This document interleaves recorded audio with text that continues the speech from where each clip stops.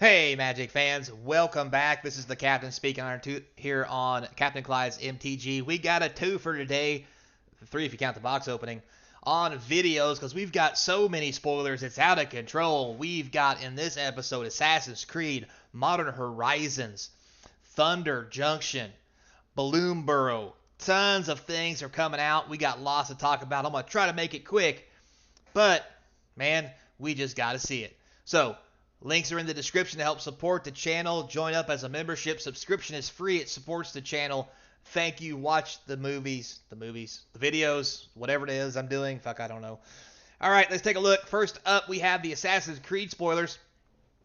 We have a Leonardo da Vinci, a blue and 2 for a human artificer. 3/3 for a blue and 3. Until end of turn, Thoppers you control have base power toughness XX, where X is the number of cards in your hand. Seems good.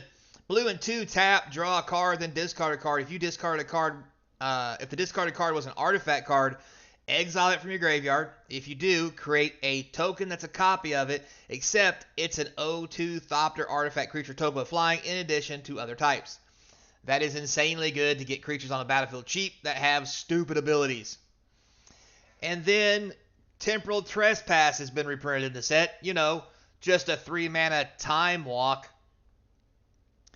3 blue and 8. It has Delve. It can be 3 mana. This is going to be a sweet card, especially as a reprint. Assassin's Creed's already with these 2 cards coming out hot.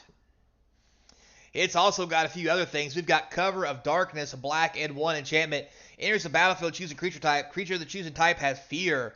Not too bad. Is that a Sword of Feast and Famine? Hello. Sword of Feast and Famine, 3 colorless. Equipped creature gets +2/+2, protection from black and green. Whenever the equipped creature deals combat damage to a player, that player discards a card. You untap all your lands. Wow. The infamous Haystack is here. A white and 1 artifact. For 2 mana, you tap it. Target creature you control phases out. Pretty cool. Get it? You know, into the hay. Nobody knows where he's at. Yada, yada, yada. You've played the game. You know. Then we have Cleopatra, Exiled Pharaoh. Green and black, 2 colorless for a 2/4 mythic. Has allies at the beginning of your end step. Put a +1/+1 counter on each of up to 2 other target legendary creatures. For Betrayal, whenever a legendary creature with counters on it dies, draw a card for each counter on it. You lose 2 life. That seems pretty sweet. Especially in a token deck.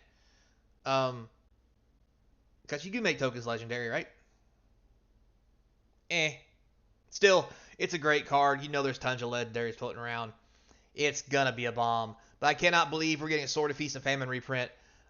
Swords are doing halfway decent, but they are, again, if they're going to keep reprinting them like this, it's going to drive them in the dirt. So we also have Enzo, Blade of Vengeance. Hey, little buddy. Black, blue, and 3 for a 5/5 Death Toucher. Whenever an assassin you control deals combat damage to a player, draw a card. Not the best. Definitely not the worst. But hey, it is what it is. Then we have Eivor, Battle Ready, red, white, and 3 colorless for this human assassin from Valhalla. 5/5 Vigilance, Haste. Do you want more? Of course you do. It also has, whenever it attacks, it deals damage equal to the number of equipment cards you control to each opponent. Now that is something I can get behind. And equipped. Giggity. Anyway, we also have the Animus. For those of you who may not know, the Animus is what, long story short, help people in the present relive the past, which was Assassin's Creed. We'll go into that later if you really want me to. 2 colorless legendary artifact. Beginning of your end step, exile up to 1 target legendary creature card from a graveyard with a memory counter on it. Any graveyard. Tap until your next turn. Target legendary creature you control becomes a copy of target creature card in exile with a memory counter on it. Activate only as a sorcery. Wow, nothing like exiling your opponent's Atraxa and making your 1/1 legendary card or 0/2 card a Atraxa. I mean, it doesn't come in the battlefield, so it doesn't get all the cool abilities, but you know, there's things and stuff. Next we have the Hidden Blade, a equipment for 2 that has flash. Enters the battlefield, attach it to a target creature you control. That creature is an assassin. Gains Death Touch till end of turn. It also gets +1/+0 and has First Strike. Holy cow, is that a combat trick? That thing is let's just say I'm glad that's in Commander, because if that was in Standard, whoo boy, would that 4 in every deck. Just don't matter if you got creatures, 4 in every deck. Just putting it out there. So as we move on, we have these sweet alternate art cards. We have Enzo Auditor de Frenzy. Black and 1 for a 3/2 with menace. Assassin spells you cast have free running 2 black. Don't know what that is. I'm sure we'll find out. Whenever Enzo deals combat damage to a player, you may pay Wooburg, 1 of every color, if that player has 10 or less life. When you do, that player loses the game. Then we have Alatar.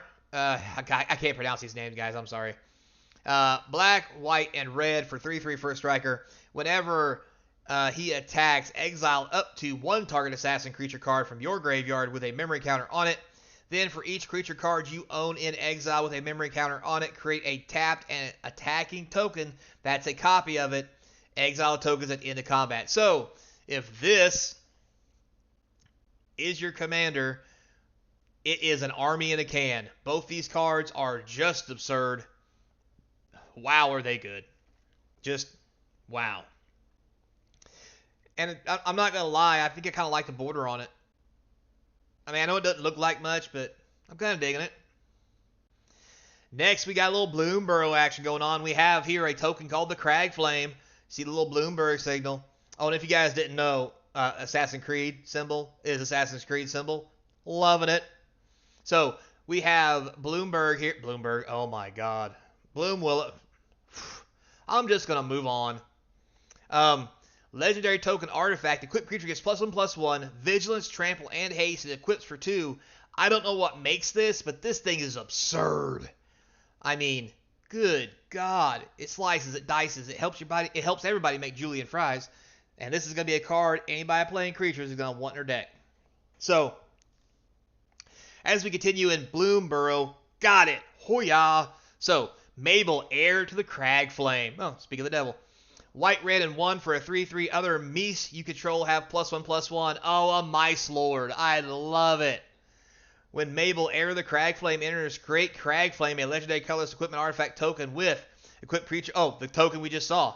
So, wow. For 3 mana, you get a 3/3 that makes the bomb +1/+1 that you equip to this for 2 more mana. So, for 5 mana, you get a 4/4 vigilance, trample, hasty guy if you have 5 mana. And all your other Mices get +1/+1. Mouse Soldier. I love the fact there's a Mice Lord. We have arrived in 2024. Alright. Also from the set, we have Lumar, Bellow of the Woods. 2 green and 4 colorless. Vigilance, Reach, Elemental Bear. Its power and toughness is equal to the number of lands you control. It's alright for 6. When it enters the battle, mill 4 cards, then return all land cards from your graveyard to the battlefield tapped. Oh, hello, daddy. So that's going to be pretty cool in Commander as you use your fetch lands and sack lands to get cards out of your deck, put them back into play, and then do it again. This will probably be a Commander All-Star in green decks. Just going to put that out there. And depending on how many sack outlets we have in Standard, this could be definitely a big green thing. Yeah. Next we have Burke, Long Ear of the Law. We'll go with that. White, green, and 4 for this 4/4 Vigilance. Enters the battlefield. Put a +1/+1 counter on each of up to 2 target creatures. Whenever a creature you control, the +1/+1 counter on it attacks. Double the number of counters on it. So this guy is also an army in a can. Because you can put a counter on him and make him a 5/5 for 6. Which when he attacks becomes a 7/7 for 5. For 6. Whatever. God, this thing is good. This is going to be the bane of my existence in Standard. I could see it now. I'm going to get beat down by this rabbit so many times. Oh my god. Anyway. Next we have Bria, Riptide Rogue. Red, blue, and 2.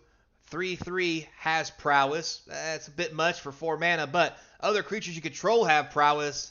Hello, Nurse. That's something. Whenever you cast a non-creature spell, target creature you control can't be blocked this turn. Oh my god. It's disgusting. This is going to be a Commander All-Star. This is going to be the new Commander. This is the Commander. This is the Commander of all Commanders. I mean, we got Feather. We've got the other red-blue guy for 2 mana. This is better, in my opinion, than all of them. Because everything gets prowess, even if it has prowess. It says there, if a creature has multiple instances of prowess, each one triggers separately. Ew. Oh, is that a uh,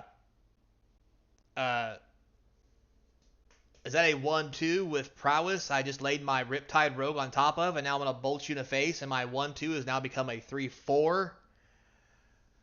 Or I have Giant Growth, my 1/2. I know it's green. Let's not go there. You get my point. There's red spells that do it too. Yeah, this is going to be amazing. And because it's 4 mana and a 3/3 and has these abilities, it's going to be good in standard. Oh, there's going to be a deck around this bad boy. Or girl. Or whatever it is. We have some lands of what the lands are going to look like. And they are pretty. Check out this. So good. And there's multiple versions of it. There's that one. There's this one. Looks more like a sunset version of the same art. Got some glowy little worms on it. Looks like a sunrise version. Kind of cool. Not going to let a fire in the background like something's getting ravaged. And then there's the last version here where it's winter. It's almost like the 4... It probably is, now that I think about the 4 seasons. I'm just dumb. So, let's move on. But anyway, this is phenomenal. These are the kind of art lands I want to see. Good art, seasonal art, just like the old Mishra Factories. Oh, I'm in love already. For the love of God, don't screw this up, Wizards of the Coast. Jesus, do not make another Karlov Manor. Anyway, moving on. So, next we have Modern Horizons 3. This is some good ones. We have a Johnny Narkle Priya, which is a flip card to the Avenger. White and 1 for a 1/2. He enters the battlefield. You create a 2/1 white cat creature token, which is cool. Whenever one or more other cats you control die, you may exile Johnny and transform him. So basically, you make a 2/1 and you kill it. Because you want to flip this thing and make a 2-mana Planeswalker. And as a Planeswalker, for +2, put a +1/+1 counter on each cat you control. 0, make a 2/1 cat. And when you do, if you control a red permanent other than a Johnny, he deals damage equal to the number of creatures you control to any target. Not like good old removal and making creatures. For a -4, each opponent chooses an artifact, a creature, an enchantment, and a Planeswalker from among non-land permanents they control. Then sacrifice the rest. Man, oh man. Oh, those 2-mana kill Planeswalker cards are looking better and better. So, that's going to be something sweet from Modern Horizons 3. Then we have a reprint of Priest of Titania, because this thing wasn't an abomination the first time they made it, and been banned in almost every format it's playable in. So, yeah, let's just reprint it. That way, when we could have really cool draft and sealed formats that are busted. But who knows? Maybe we won't put a lot of elves in the set. As he snickers in the corner laughing. Next we have Emrakul, or Emrakul, or whatever you want to call him. The World Anew. This ought to be interesting. So 12 mana, 12/12. When you cast this spell, gain control of all creatures target player controls. So that seems fair. Flying, protection from spells, and from permanents that were cast this turn. Jesus Christ. When it leaves the battlefield, sacrifice all creatures you control, which is also all your opponents. And it has madness. So for 6 colorless, if you manage to discard this thing, you can just cast it for 6 colorless and make a 12/12 and ruin your opponent's turn. End the game of fun. God, why do we do this? This is just going to get banned already. And you know what this is going to go in, and it's going to make me mad. It's going to go into an elemental deck. I know it's not colored. You can't discard it to elementals. But trust me, they're going to find a way, because that's how that rolls. Oh, God. I mean, Modern's already a shit so whatever. Let's just move on. Next, we have Flare of Cultivation. Oh, I'm sure this is going to go well. 2 green and 1. You may sacrifice a non-token green creature rather than pay the spell's mana cost. Oh, so it's a free spell if you want it to be, but it's a sorcery. Search your library for up to 2 basic land cards. Reveal those cards, one on the battlefield tapped, the other into your hand, and shuffle. I mean, why not make another Cultivate? The first one wasn't that busted that it got played in every single deck with green in it and still does. I mean, it's modern. Free spells are free spells. Moving on. We have a Psychic Frog. That's kind of cute. Black and a blue for a 1/2. Whenever the Psychic Frog deals combat damage to a player or planeswalker, draw a card. Well, that's kind of cool. You get to draw when you hit a planeswalker. That makes this really good. Discard a card, put a +1/+1 counter on it. Okay. Exile 3 cards from your graveyard. The frog gains flying till the end of turn. That's kind of funny. They really should have done something like discard, exile 3 cards. That opponent gets psychedelic. Hears psychedelic music and starts tasting the color purple, and the frog's unblockable or some shit. That'd have been better. But this is gonna definitely be a powerhouse in some formats because, yes, it's 2 mana. Yes, it's only a 1/2. But it does get bigger when you discard, and the fact that once you hit your opponent with it, you draw cards is just bananas. B-A-N-A-N. Okay, anyway. We also have a uncommon, It that heralds the end. And that is definitely it. Because it's an Eldrazi, and other than that, it resembles nothing but horror. So, for a colorless and 1, you get a 2/2 creature. Colorless spells you cast with mana value 7 or greater cost 1 less. So that seems perfectly fair for Eldrazi decks. That's just what we need. All other colorless creatures you control get +1/+1. Sweet. It's an Eldrazi Lord. Actually, it's a colorless Lord because this works for artifact creatures, face down creatures, anything colorless. For an uncommon, this seems kind of powerful. I'm not going to lie. I'm just going to throw that out there. We also have Scurry of the Gremlins. The cute little fellas. White, red, and 2 enchantment. When it enters the battlefield, create 2 1/1 red gremlin creature tokens. Then you get an amount of energy equal to the number of creatures you control. Pay 4. Creatures you control get +1/+0 and gain haste till end of turn. That's fine. Good limited card. Then we have... Oh yeah, sorry. I just wanted to freak you out there. Hope you weren't eating. Because probably going to vomit. We get a reprint of Lelia, the Blade of Reforged. This catastrophe's printed again. Red and 2 for a 2/2 with haste. It enters the battlefield.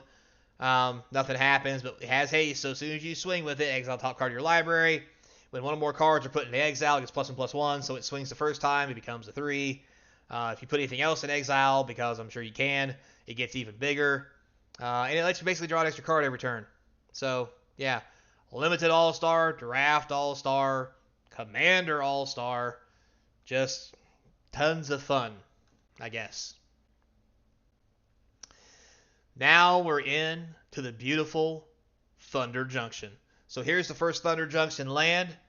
This is our Thunder Junction symbol. And that's a lot of big cactus, because that is a carriage and a horse. Sweet God. It's a forest, all right. And it's got a lot of pricks in it. And that ain't just the settlers I'm talking about. So, here's the land style we're going to get. Not too shabby, I'm not going to lie. I'm kind of digging it. It is on point with the flavor. So, I'm down. With that being said, here's the rest of them. Do have to say a little cheesy with the white, blue, black, and red mana symbol. I know it's cheesy, but this is the kind of cheese that I like. You know, nice and mild cheddar. So I'm down with this. And I think this blue card here is going to be amazing in foil. And they all might be, depending on if the foiling actually makes these symbols stand out. And before you ask, yes, let's look at the green card. Do you see a green mana symbol? No, I don't. If you see it, tell me where it is, because I am lost. Maybe there's 2 sets. There's this full art, and then there's this full art, which is not possible because these numbers are 273, 4, 5, and 6. This is right after it. So, I don't know. I'm at a loss for words here. Tell me in the comment section if you see it. I don't see anything. So, moving on. So now that we're going to get past the lands, look something real cool. It's old Fibblethip, lost on the range. Look at that little fellow with the big old eyeball. Sorry. He's lost. He ran off on me. Nope, he's not in there. Found him. Man, he's a slippery little fella. So this Fibblethip is 2 blue and 1 for a 1/1. Ward 2. You may look at the top card of your library anytime. Top card of your library has Plot. The plot cost is equal to its mana cost. You may plot non-land cards from the top of your library. So, we don't know what plot is yet, but it's probably some form of manifesting from the top of your library or casting the spell of some kind, exiling it. Maybe some sort of suspend, maybe. But it's going to be interesting to see what it is, because depending on how powerful plot is, old Fibblethip Daddy here could be one bad Mama Jamma or one tough Ringo. Get it? Like the outlaw? Anyway. Then we got the cool art of Tiny Bones the Pickpocket. So I love these poster cards at first look. I do like these. They may wear on me after a while, but I'm digging this, especially with the art, how it's a different style. I think these are cool. I'm going to really like these. You got the mana symbol here, their power here. So Tiny Bones for 1 black, so 1/1 Death Toucher. When he deals combat damage to the player, you may cast target non-land permanent card from that player's graveyard, and mana of any type may be used to cast it. This is disgusting. Because it is a 1/1 Death Touch, this is already going to be a deck. And if it isn't, don't worry. I will build one for Standard. Have no fear, because I am that guy who wants to take all the fun out of it for you and have plenty of it for me. Unless you do it to me, then that's just not cool. Just putting it out there. Anyway, moving on. So, next we have Oko, the Ringleader. Blue, green, and 2 for this 3 loyalty Planeswalker. Let's see if he's broken. At the beginning of combat on your turn, Oko, the Ringleader, becomes a copy of up to 1 target creature you control until end of turn, except it has hexproof. That couldn't go wrong in any way, right? Like, there's no reason. Nothing bad could happen from that. Nothing at all. Now, to his abilities. +1. Draw 2 cards. Yes. If you've committed a crime this turn, discard a card. Otherwise, discard 2. So, something else we got to figure out what that is, which is what is committing a crime. So, -1. Let's say create a 3/3 green elk creature token. Of course it does.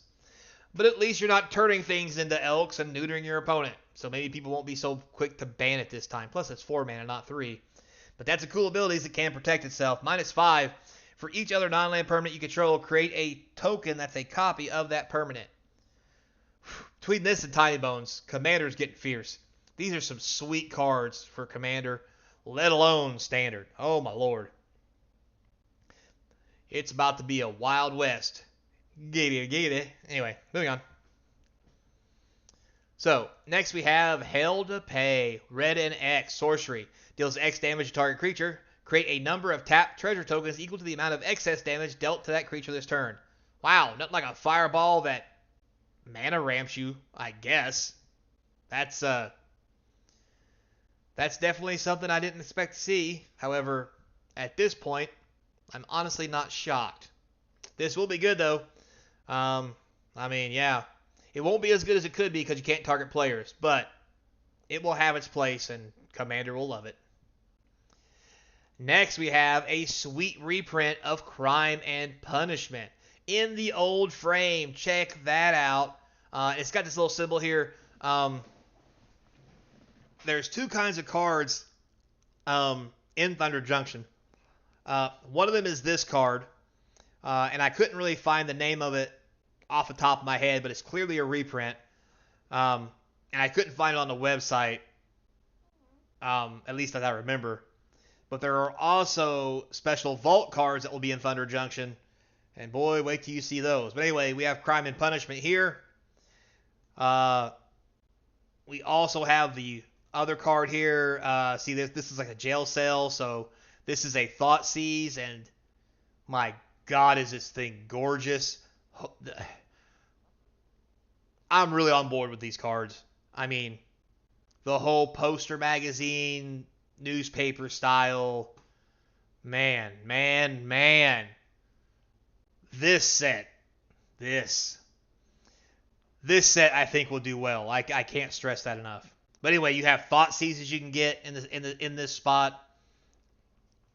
We have the vault symbol here for vault cards you can find. We have another sword reprint, Wealth and Power.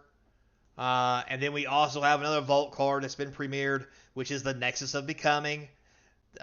For you new guys who haven't seen this card, 6 colorless. At the beginning of your combat on your turn, draw a card.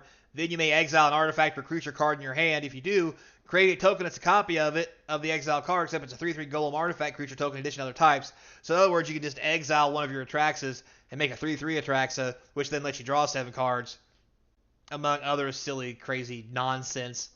But yeah, so these are the Vault cards. So it looks like Thunder Junction is going to be juiced. And I cannot wait to get some more details to talk about you. Not about you. I can't wait to get more details to talk to you guys about. There, I said it. Sorry, I'm excited. So, yeah, stay tuned for more. I'll let you know as soon as I know. This Thunder Junction, I think, is going to be a wild, wild ride. So, with all that said, thanks a lot for watching, guys. I do appreciate it. Till next time, be kind, and as always, hope to see you across the game table, partner. Dad joke.